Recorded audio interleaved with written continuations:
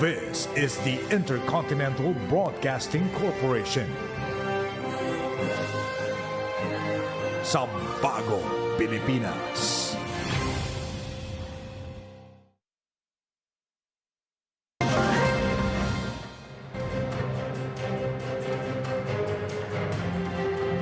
Good evening, this is 13 News. We bring you the day's top stories that shape the country and the world. Let's get into the headlines right now. The Department of Budget and Management releases more than 27 billion pesos to cover medical needs of indigent Filipinos. Residents in Malabon share that flooding has eased in the city due to the effective mitigation projects of the government. President Ferdinand R. Marcos Jr. marks Ninoy Aquino Day with a call to defend democracy. After 6 years, the Duke and Duchess of Sussex, Prince Harry and Meghan Markle, are moving back to the United Kingdom. And Yulo brothers Carlos and Eldrew to banner the Philippine gymnastics team at the 2026 Asian Games in Japan. All these and more here on 13 News. The government is actively working to fulfill its promise for a more accessible healthcare. The DBM has released more than 27 billion pesos for the Medical Assistance to Indigent and Financially Incapacitated Patients program. This covers free hospitalizations, medicines, and professional fees. Harley Valbuena has the report. Maraming po salamat, Pangulong BBM. Maraming po salamat talaga sa tulong mo sa akin. Hindi mo dahil sa inyo ko. Hindi po ako nagamot ng mga doktor at saka mga staff dito. Rowena turned emotional as she thanked President Ferdinand R. Marcos Jr. She is enduring heart disease and stage 5 chronic kidney disease, along with dialysis sessions. Her hospital bill at the National Kidney and Transplant Institute already piled up to 800,000 pesos. But she didn't shell out money because her hospital bills were covered by the Medical Assistance to Indigent and Financially Incapacitated Patients or MAIFI program of the Department of Health.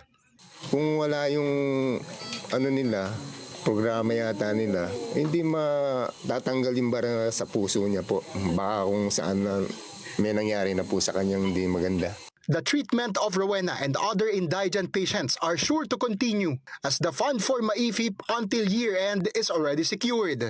The Department of Budget and Management released the 27.4 billion pesos medical aid for patients who struggle to pay for hospitalization, medicine, emergency treatment, professional fees, and other healthcare needs. This is in line with the directive of the President in ensuring that quality healthcare service reaches all Filipinos. Under the funding, 19.145 billion pesos is allocated for Centers for Health Development, 4.35 billion for support to DOH hospitals in Metro Manila and other regions, 2.91 billion for GOCC specialty hospitals, 950 million for UPPGH, and 52 million pesos for drug abuse treatment and rehabilitation centers. Budget Secretary Kim Robert De Leon stressed that prioritizing the funding for healthcare shows that the government does not abandon Filipinos, especially in time of sickness. The DOH welcomes the development, which will be a huge help especially for Filipinos in need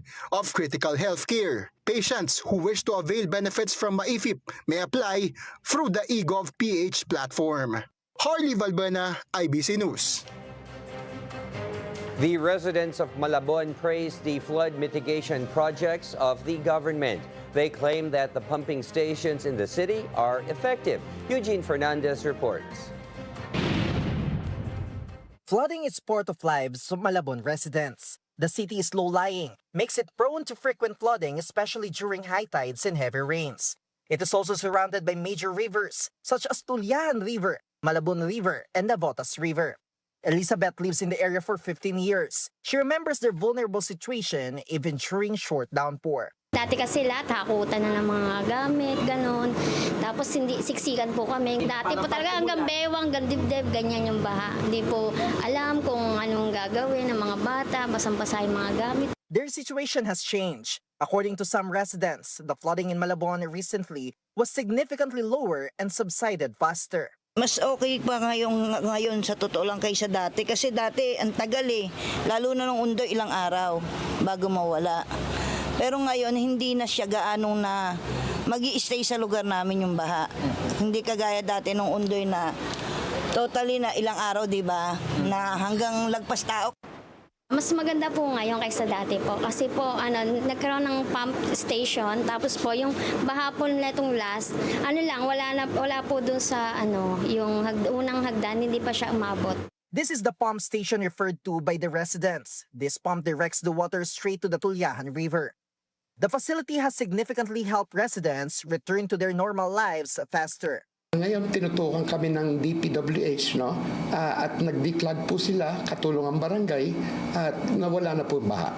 Ngayon po medyo bumaba po compared sa dati dati kasi talagang binabaha kami todo. President Marcos Jr. also has assured that the government efforts to address the flooding problem will continue. So there is still a lot of work that needs to be done, but with the effects that we have seen, because after all, if we look at the beginnings of water management that we have done, this is the effect of the work of the last 6-7 months. Nakita natin nakabawas kaagad, kaya ipapagpatuloy natin ito. Malabon residents remain hopeful that the administration will eventually put an end to the flooding problem. Eugene Fernandez, IBC News. Nearly 90 cities and municipalities have been placed under a state of calamity due to the onslaught of southwest monsoon and typhoons. The declarations were made following the impact of weather disturbances. According to NDR-RMC, more than 6 million individuals have been affected by heavy rains and massive floodings. The DSWD has released 1.6 million food and non-food items for residents affected by habagat and typhoons.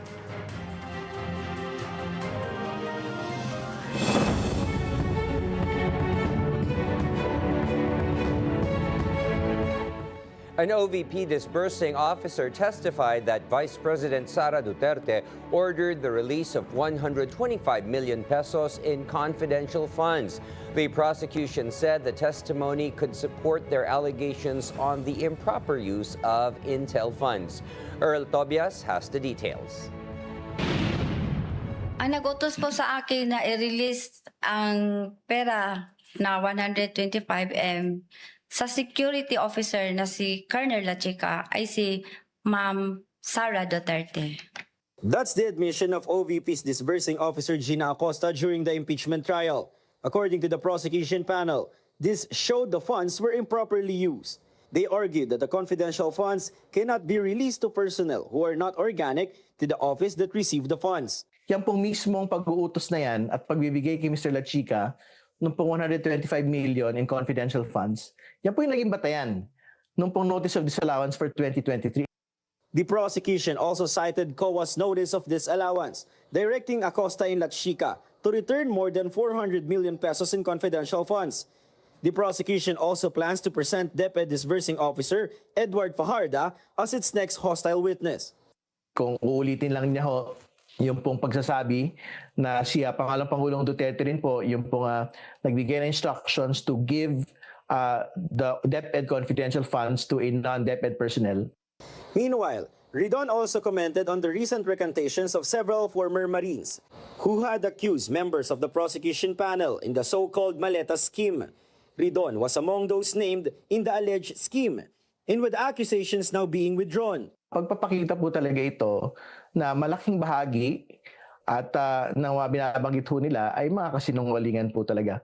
Ridon says the prosecution remains focused on proving its case against the Vice President. Earl Tobias, IBC News. President Ferdinand R. Marcos Jr. issued a message as the country commemorates Ninoy Aquino Day. The chief executive said former Senator Ninoy Aquino reminds Filipinos to stand firm and stay united in preserving democracy. President Marcos Jr. emphasized the challenges of preserving democracy amid disinformation, division, distrust, and civic indifference. President Marcos Jr. hopes Ninoy's legacy will give Filipinos the strength to face these challenges.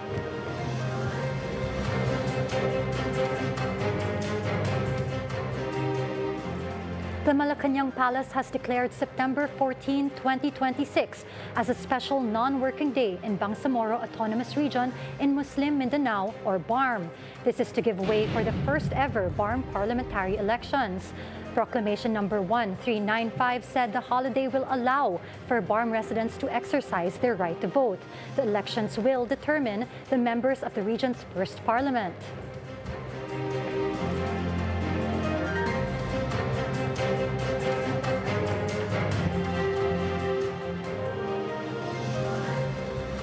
Up next, the gadgets of Zamboanga school attackers is under for Senate examination to dig into the motive of the incident.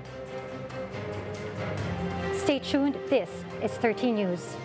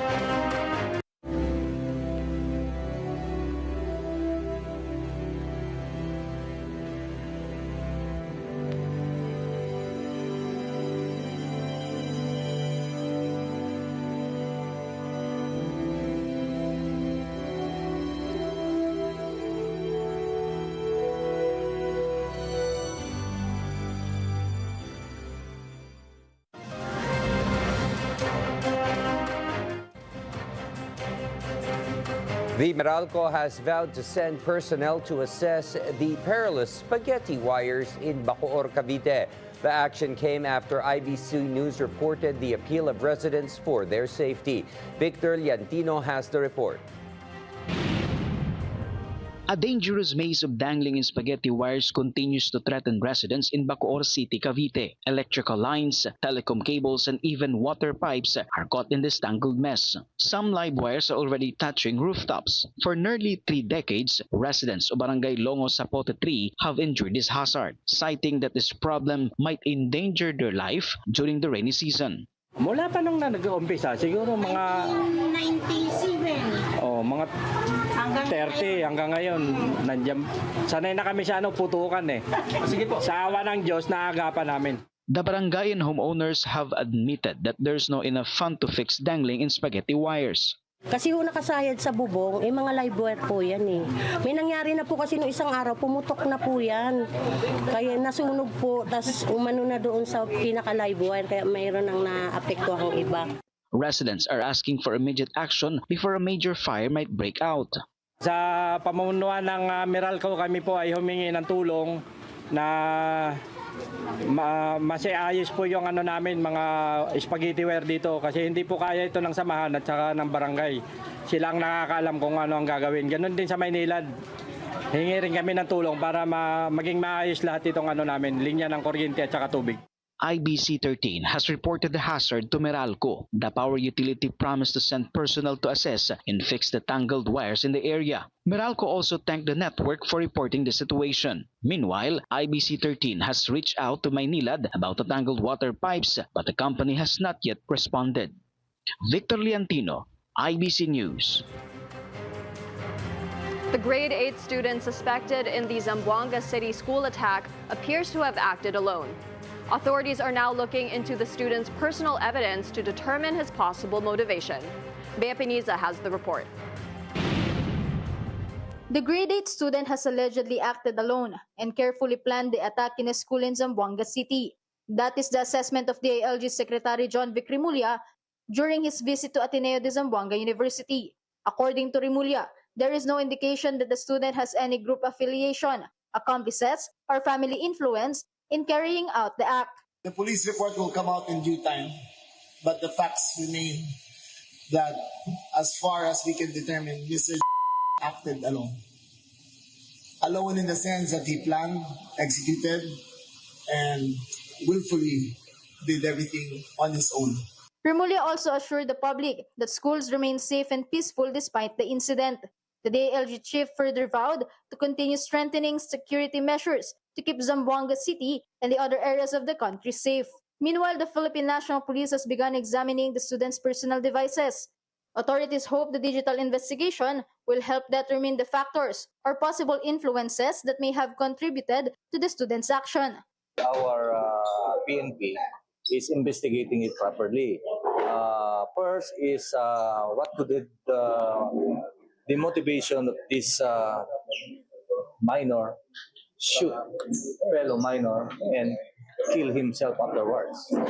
So merong motivation yun. So we're looking. Authorities are also continuing their examination of the physical pieces of evidences gathered to eventually determine how the gunman has gained access to the firearm used in the incident. Bea Peniza, IBC News. The Movie and Television Review and Classification Board, or MTRCB, assured that it will intensify its Responsableng Panunood program after the Zamboanga incident. The RP program teaches educators, parents, and children about responsible viewing habits. The program also reminds parents to set responsible boundaries on screen time for their children and be on the lookout for changes in behavior. MTRCB will bring Responsableng Panunood program to Camarines Sur on August 24. MTRCB will engage parents, teachers, students, local officials, and other community stakeholders in its responsible viewing and media literacy initiative.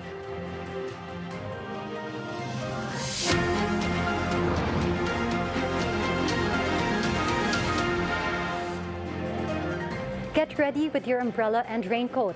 Pag-asa forecasts more rains over parts of Luzon this weekend as the southwest monsoon or habagat continues to affect the country. Tomorrow, August 22, Ilocos Region, Batanes, Babuyan Islands, and Zambales may experience cloudy skies with scattered rains and thunderstorms due to habagat. By Sunday, August 23, Metro Manila, Ilocos Region, Cordillera Administrative Region, Cagayan Valley, Central Luzon, Calabarzon, and parts of Mindoro may see scattered rains and thunderstorms. The rest of the country will generally have partly cloudy to cloudy skies with isolated rain showers or thunderstorms, particularly during the afternoon or evening. Meanwhile, severe tropical storm Saudel remains outside the Philippine area of responsibility, about 2,635 kilometers east of southeastern Luzon, with maximum sustained winds of 110 kilometers per hour. 2 low-pressure areas are also being monitored outside the PAR, both with a medium chance of developing into tropical depressions within the next 24 hours.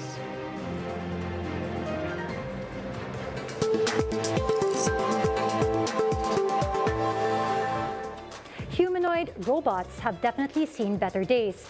Videos shared online show 2 robots having some unexpected trouble.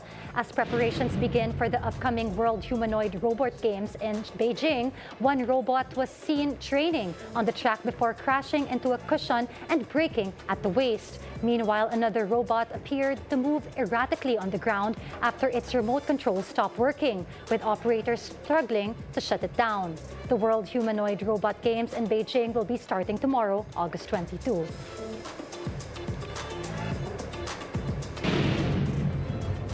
Coming up next, a magnitude 6.7 earthquake rocks southern Peru, leaving at least 2 people injured.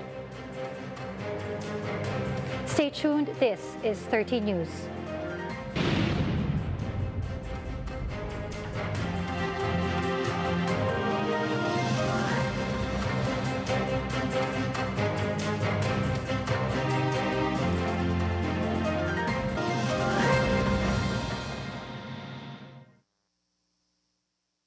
Be a part of the IBC 13 family.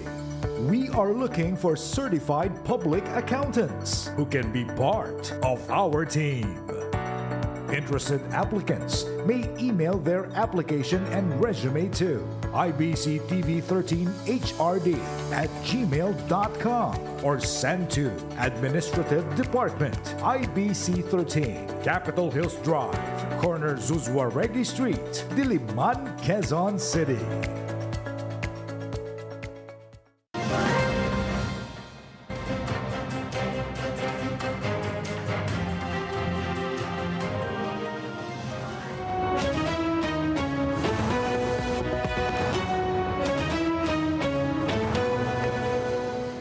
people have been reported injured after a magnitude 6.7 earthquake hit Peru. Strong tremors were felt across several areas in southern Peru, including Ica, Cusco, as well as the capital, Lima. Authorities are now assessing the extent of the damage caused by the powerful quake. No Filipinos were affected in the earthquake. In other news abroad, the Duke and Duchess of Sussex, Prince Harry and Meghan Markle are moving back to the United Kingdom. After 6 years of living in the United States, the couple is expected to return with their 2 children, Prince Archie and Princess Lilibet. They left the UK in January 2020, citing royal restrictions and a desire for more privacy. The couple has not disclosed any plans to resume their royal duties, as their relocation is expected to begin in the coming weeks.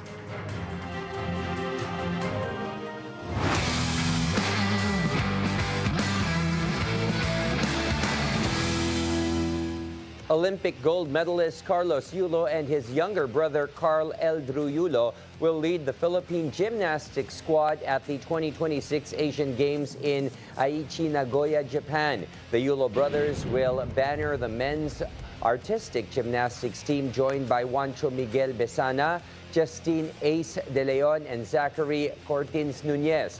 Carlos will return to the Asian Games after skipping the 2022 edition to focus on the World Championships, where he later qualified for the Paris Olympics and won 2 gold medals in floor exercise and vault.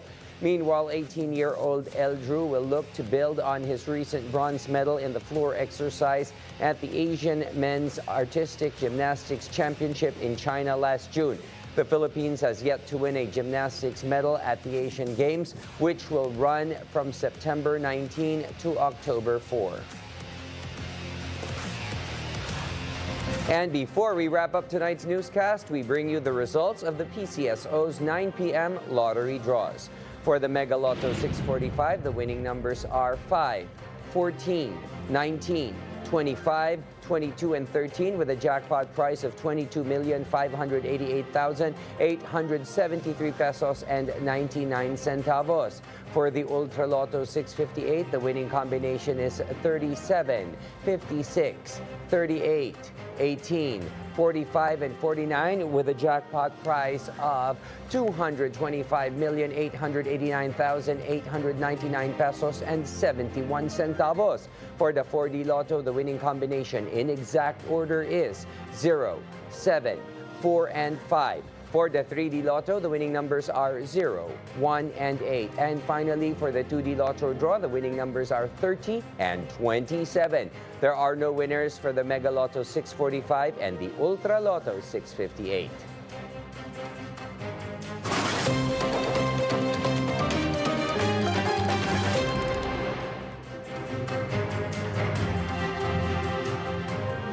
More than 2,000 robots from 16 countries are set to compete at the World Humanoid Robot Games in Beijing, China. The games kick off tomorrow, August 22nd, and will run until August 26th. The robots will go head-to-head in a variety of challenges, including track and field, as well as different ball games. And those were the latest from the IBC Newsroom this evening. I am William Thio. We'll continue to monitor the stories that matter and bring you updates as they develop. I'm Angela C. And I'm Gabrielle Lopez. This is 30 News. Happy weekend, everyone, and good night.